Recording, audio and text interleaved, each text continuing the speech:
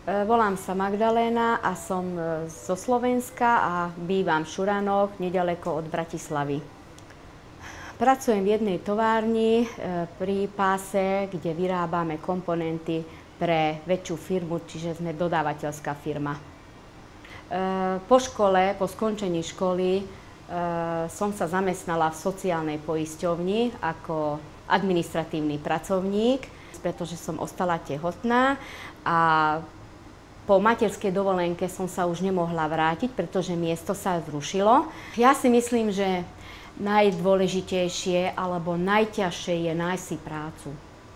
A hlavne ide o ženy, ktoré sa vracajú z materských dovoleniek. Jednoducho nemajú možnosť si nájsť tú prácu, pretože sú diskriminovaní, pretože majú deti.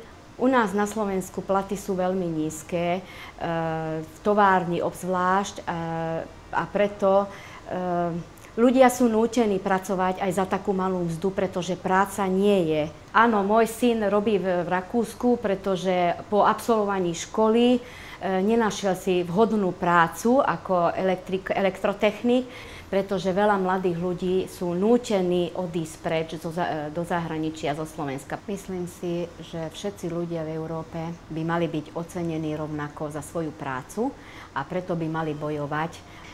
Áno, ja si myslím, že ľudia by sa mali zaujímať aj o tieto voľby, pretože sa im môže zlepšiť situácia a tým pádom mali by mať záujem a malo by ich to zaujímať, že čo sa deje v celej Európe. Lebo bez toho sa to nezlepší, keď sa nebudeme o to zaujímať a nebudeme preto niečo robiť.